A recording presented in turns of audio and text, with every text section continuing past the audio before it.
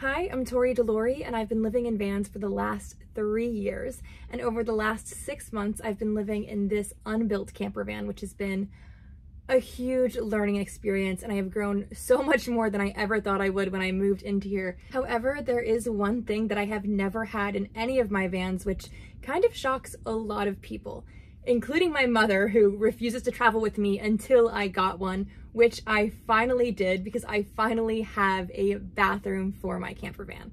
The past 3 years, I have been using water bottles and jugs with a pee funnel, but mainly always trying to use public restrooms, which has become increasingly harder as I've been spending more time off-grid. So before we get into the details of my new system, I kind of want to go over all the different options you have to choose from and why I ultimately chose to go with the Tribolo Wand2Go. So the first method is the cheapest and the one that I have been doing for years, which is using pee jugs in public restrooms. I actually prefer to use pee jugs to public restrooms because some public restrooms in the common open spots can be disgusting, honestly. Walmarts, rest stops, gas stations. Okay, like, have you ever had a pleasant experience in one of those places? With my pee jug, at least, and my funnel, at least I can keep it super sanitary and I can stay away from other people's productions. So basically, I'm embarrassed to say this on the internet, but something punctured one of my water bottles 2 weeks ago and the pee leaked into my van, and now I refuse to go back. Yeah, only non-punctionable jugs and toilets from now on. Also, with this option of public restrooms, it can be really difficult when you're ill. I really struggled in 2020 when I had COVID in my van about where to use a restroom. Like, where do you go? You don't want to go out in public because you're contagious. What do you do if you don't have a full bathroom system? Also, on a lighter note, you kind of have to plan trips around where bathrooms are, especially if you're traveling in nature a lot. That you have to stop, and stop your, whatever you're traveling to, and, start experiencing van life to the fullest to find a bathroom. But basically what I'm saying is you just really shouldn't rely on fully public bathrooms. It gets very tiring very easily, as Exhibit A. However, if you do go that route, there is a app called, I believe it's called Flush Toilet Finder, and it has a map of toilets in the area, which can be very helpful. All right, let's go through some of the other options. A 5-gallon bucket with a toilet seat on top or something similar is going to be the most budget-friendly option for numero dos. I personally feel like this is chill. It's great for when you have a budget, but also, I don't know, I just kind of prefer to have something that feels more like a real toilet. I have been using so many things recently in my van that are just the cheapest option, and sometimes it's just nice to have something that makes you feel like you're not homeless, like you actually have a normal bathroom situation. So there's plus and minuses. I have used that method before and it's fine and it works, and it's, but after 3 years, we're getting a little bougie. The next option are cassette toilets. It has fresh water to flush and clean, and it clicks apart and operates so you can dump it out. Another option is dry flush toilets, where you press a button and aluminum foil wraps it all up and sucks it down into a cartridge, and then you can dispose of that separately. And this can be good for people who, like me, are easily icked out, but this method can be expensive when you have to pay for those refills. And if you're using this for liquids and solids, let's say it's a hot summer day and you're drinking lots of water, you'll go through these cartridges really fast. So it could be a good option for emergencies or for solids only, but then, like, if you're only using it, personally for me, if I was only using it for emergencies, I would take forever to go through that. Then I would have that waste in my van for a long time, which is absolutely no bueno. So yeah, I just don't think it's really a good option unless it's for emergencies or you don't mind throwing away the money. Or in my case, if I was to use it and only be using it for emergencies, I would probably not wait until I finished those 30 cartridges because it would take me so long and then I'd be throwing away money. So, it would probably cost like $1 a flush, and it just, not for me. But all right, so all of that finally leads us to the toilet I chose, which I found for me was a really good medium between all of those positives and negatives, and that is the Tribolo Wand2Go. So these clips are all from a while back when I opened the Tribolo, but I have been testing it out to give you a proper review at the end of this video. However, I wanted to take these slow, dramatic shots before I use the toilet, because otherwise it would just feel a little weird.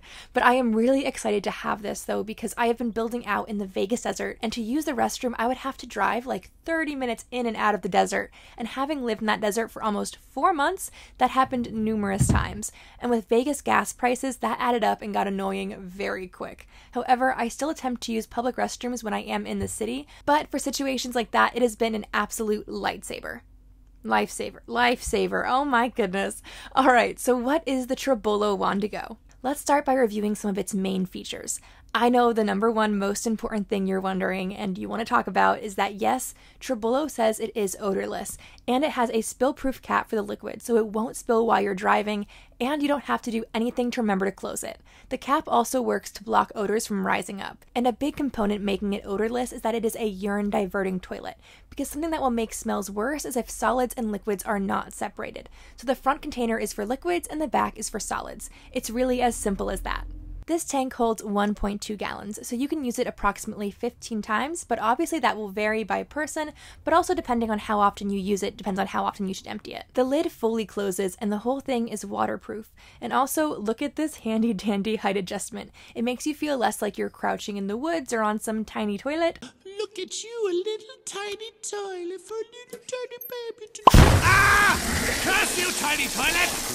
For reference, I am 5'10", and this goes up to about my knees at full height. But you can also purchase this from Tribolo without the height adjustment piece and save about $50 if you're looking to make this even more affordable. Personally, I think $200 for a super sanitary, spill-proof option is a steal on the market, especially compared to some of those earlier options we were talking about. Plus, it gives you the feeling of a real bathroom over just having a bucket, which for me is something I really have come to realize that I value. Moving on to the bag container, this is for solids, and you can use any kind of bag you want, but Tribolo offers 2 different kinds. Composting, which are made of biodegradable cornstarch, but have less durability, or you can use recyclable inlays, which are more liquid tight and long lasting.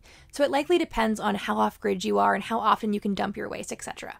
This top piece can hold your bags as well as toilet paper, and then it just snaps right back into place in a super convenient location. Also, it is super compact and lightweight at only 10.7 pounds. Also, if you're wondering and you have an RV, it does fit in the kitchen compartment designed for toilets, by the way. Some more things I want to mention about the toilet is that it is self-sufficient, eco-friendly, and you don't need water, chemicals, or electricity. However, you are going to want to get wood pellets or cat litter or whatever you choose for the second container. I have researched a bit, but mind you, I have not owned a toilet long enough to test them all out myself, but I heard that if you wet pellets and let them fluff up and dry out, it works really well. It really stretches the life longer, hides more smells, and fills the toilet slower. You can get horse bedding pellets at Tractor Supply for about $7 for 40 pounds. This is what I'm originally trying for the toilet, and you can also use small animal pine bedding or pet sawdust.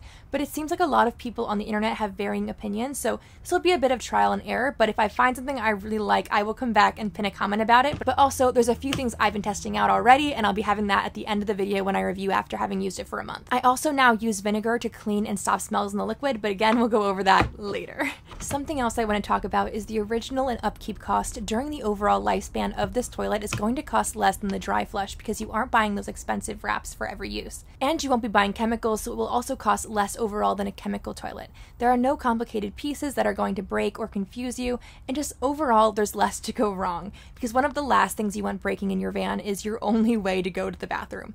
You also don't have to winterize things. It doesn't need electricity, so it's not pulling more of your power. You don't need to wait in lines at dump stations or worry about using those hoses to dump it or a backup or something crazy or bad happening. It's not going to be pressurized and ever have that issue where it spits up in people's faces. Have you seen those videos? They are nightmares. There's no black water tank or expensive bills to fix a black water tank, so sometimes simple just really is the absolute obvious way to go. And now I officially get to take a rite of passage as a van lifer and do what they call a poo with a view. No, I'm totally kidding. I would never. This is a public beach, people. After all of that, you may be wondering what is the difference between a composting toilet and a chemical toilet.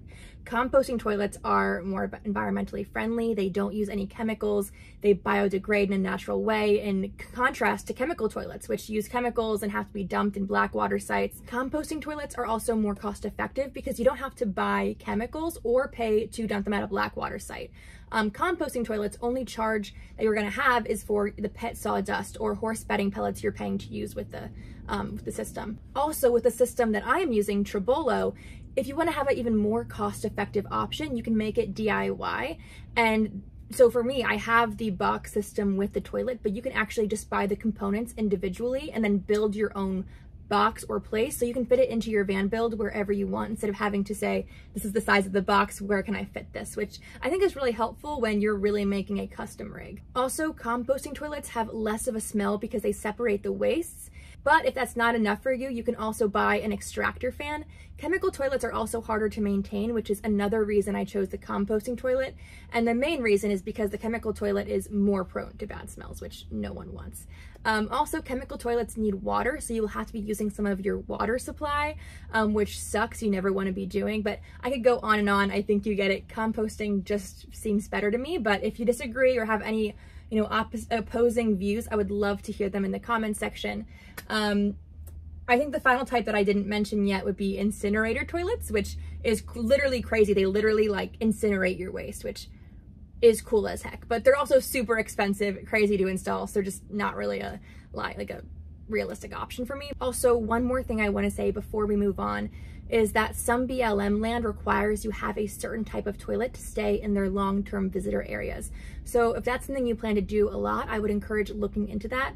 I'll link it in the description where I found that, but also this is more than just BLM. It also spreads to places like, for example, Silver Strand State Beach. While some people have commented that they have gone without having the correct systems and had no issues, I want you to know the rules and follow them, okay? We are good van lifers.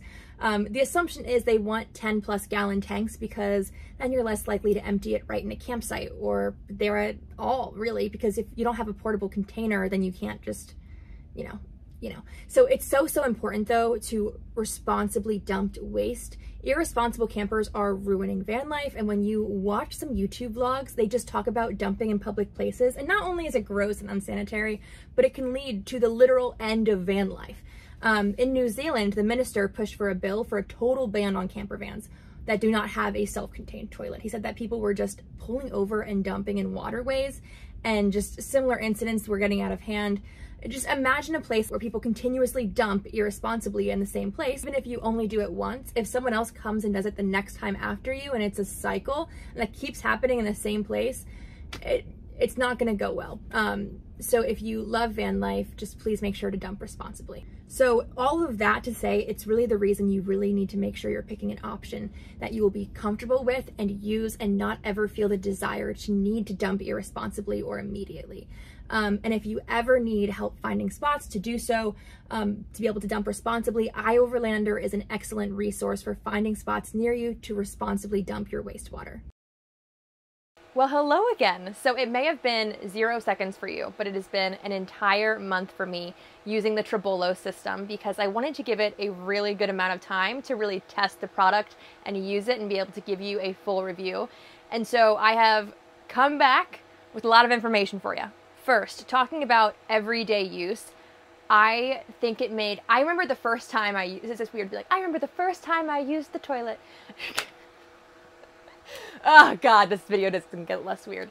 But it was rehumanizing. There have been so many things about sleeping on the floor, not having a fridge for months.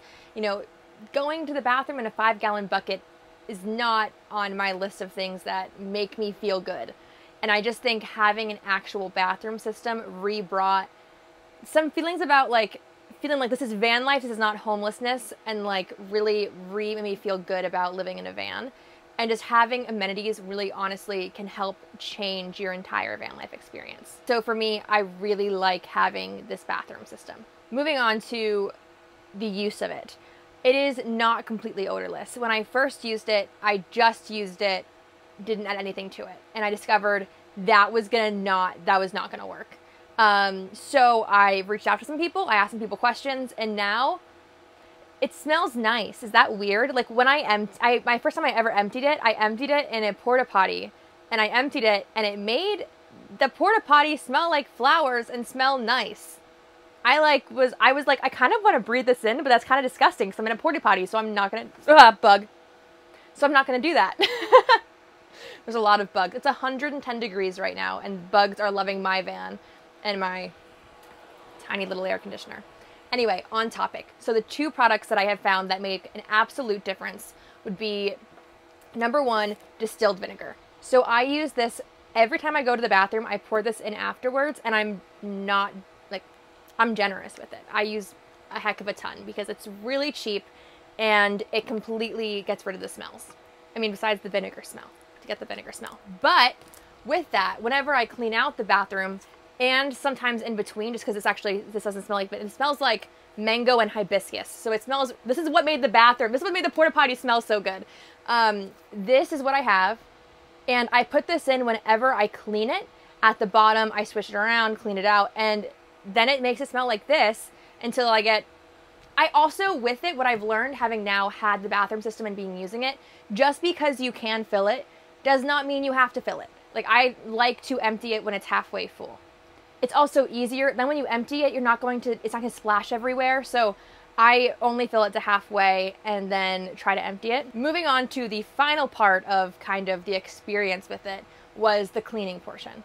The cleaning process is tedious. It's not fun. It's super gross. I bought rubber gloves to do it with.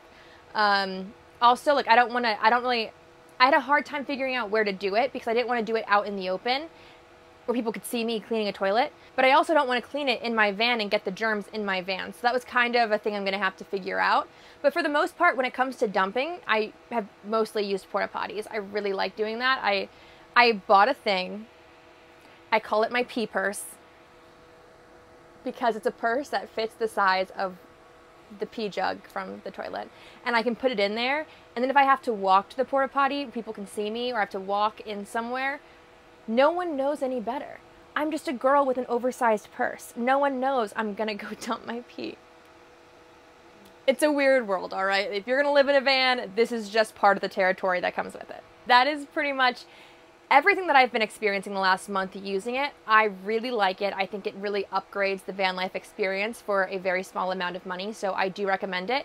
But I would recommend also getting the vinegar and the Lysol with it, or trying new things. I found those out on Reddit, I believe is where I found those. I messaged some friends and they recommended different things, and this is what I ended up finding works best for me. So if you find something else, I would love if you could comment it and say what's working for you. That would be great. Share your experiences and the advice for others. But yeah, that is my full review on the Tribolo Wand to Go. And if you want to learn more information, there will be a link in the description, as I am very thankful they did sponsor this video. And yeah, thanks again for watching. I'll see you in the next one.